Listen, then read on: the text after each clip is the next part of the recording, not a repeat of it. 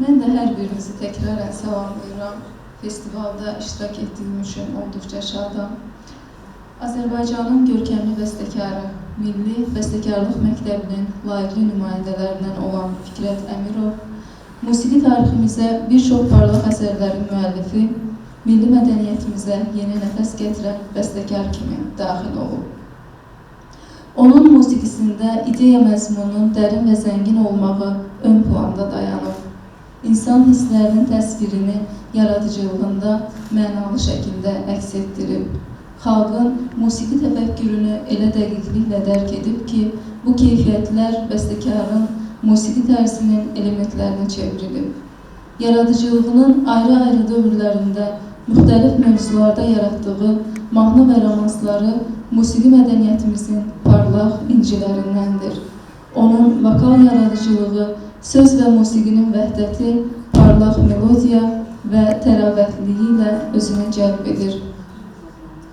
İnsan düşüncəsinə təsirsiz ötüşməyən, bir-birindən rəngarəng mahnı və romanslarında daima axtarışlar edib, yeni mövzular tapmağa çalışıb. Bütün bunlar bəstəkarın vokal yaradıcılığını dərindən dərk etməyə və sevməyə zəmin yaradır. Yaradıcılığında özünə məxsus xüsusi yer tutan vokal musiqisi ifadəli xüsusiyyətləri ilə fərqlənir. Bəstəkar sevilən mahnı və romansları ilə xalqın qəlbinə yol tapıb. 3 romans və 25-dən çox mahnı yazıb. 2 janrın, mahnı, romans nümunələrinin birləşməsindən ibarət olan Gülüm, Gülərəm Gülsən, Kor Ərəbin mahnısı yüksək lirikanın parlaq ifadəsidir. Müraciət etdiyi poetik üsluba uyğun obrazlar yaratmış, ona xüsusi emosional dolğunluq gətirmişdir. Fikrət Əmirovun mahnıları əsl sənət əsəridir. Nizami Gəncəvi, Səid Rüstəm, Məmməd Səid Ordubadi, Hüseyin Cavid, Səməd Vurğun, Mirvarid Dilbazi, Nəbi Xəzri, Teymur Elçin və digər şairlərin poeziyasının təsiri nəticəsində bir sıra mahnı və romanslar ərsəyə gətirib. Fikrət Əmirovun vokal yaradıcılığında Nizami Gəncəvinin sözlərinə bəstələnmiş Gülüm qəzəl romansı xüsusi yer tutub. Bu vokal miniatürdə lirik, nəcib, ülvi hisslər gözəl şəkildə öz bədii ifadəsini tapıb. Bu da romansın musiqi üslubunun xüsusiyyətlərinə təsir göstərib. Burada miniatür janrına xas olan bədii ümumiləşdirmə qeyd olunmalıdır. Romansın başlanğıc ifadəsi, həyəcanlı aşiqə nidası buna misal ola bilər. Melodiya təmkinli, incə lirizm ilə dinləyici qəlbini ələ alır. Musiqinin forması qəzəlin poetik forması ilə sıx bağlıdır. Romansın melodiyasında qəzəlin ilk 2 beytinin hər misrası bir melodik cümlə ilə təkrarlanır. Fortepiano partiyası şəffaf və rəngarəngdir. Burada variasiyalıq əsas inkişaf prinsipi kimi diqqəti cəlb edir. Romans 3 hissəli formada bəstələnib. Gülərəm Gülsən mahnısının poetik əsasını 11 hecalı mətn təşkil edir. Şeirin bəndinin son 2 misrası mahnının sonunda ona uyğun melodik cümlələrlə birlikdə təkrarlanaraq kompozisiyada 3 hissəli formanın yaranmasına gətirib çıxarır. Kuplet formasında nikbin ruhlu məhəbbət mahnısı olub, sevən qəlbin eşqdən doğan sevinç hisslərini əks etdirir. Azərbaycan elləri vətən mövzusuna həsr olunmuş ən gözəl mahnılardan biridir. Burada vətənin ağır günlərin sınavından keçdiyi təsvir edilir. Nəqarətsiz formada yazıldığı üçün mahnı romans da adlandıra bilərik. Xarakterinə görə lirik, epik rəvayət ruhlu olub, Azərbaycanın gözəlliyini və zənginliyini tərənnüm edən poetik lövhədir. Vətən mövzusu bəstəkar tərəfindən lirik, romantik planda şərh olunub. Poetik mətnin ifadəli məna əhəmiyyətini dolğun nəzərə çarpdırmaq və melodiyanın gözəlliyini qabarıq əks etdirmək üçün bəstəkar məqsədli şəkildə müşayiətdə fon yaradan sadə akordlardan istifadə edib. Reyhan mahnısı sadə, lakonik melodiyaya malikdir. Bəstəkar minimal vasitələrlə mükəmməl musiqi nümunəsi yarada bilib. Mahnının həsr olunduğu şəxsin adını nəqarətdə deyil, ilk bənddə verib. Mahnı kuplet formasında, xalq mahnıları ruhunda xoş ovqat, şən xarakter daşıyır. Nəqarət sual-cavab xarakterli, qısa ibarələrin növbələşməsi üzərində qurulur. Bəstəkar melodik cümləni pauzalar vasitəsilə hissələrə ayıraraq mətndə vacib saydığı ifadələri vurğulayır. Kuplet və nəqarətin sərhədləri dəqiq qeyd olunub. Girişin mövzusu nəqarətin melodiyasına əsaslanır. Quruluşuna görə iki eyni cümlənin təkrarını əmələ gətirir.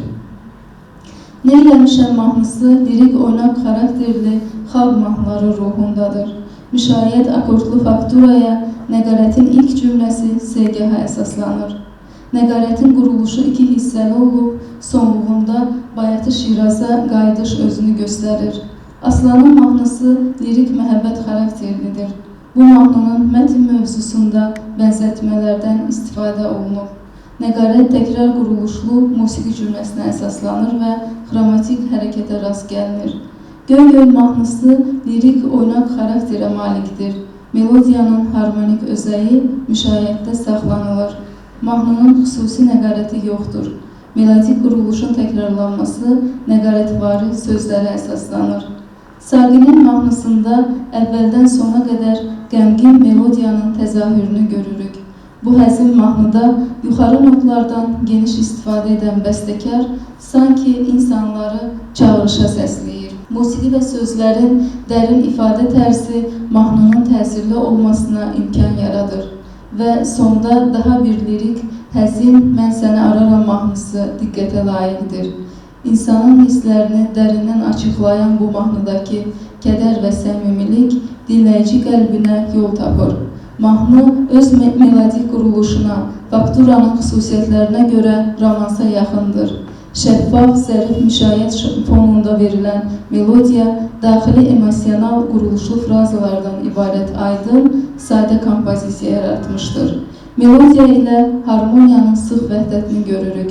Bəstəkar formanın sadəliyinə çalışaraq, mahnıda az ifadə vasitələri ilə çox fikir söyləməyə, hiss və həyəcanı dərindən əks etdirməyə çalışır.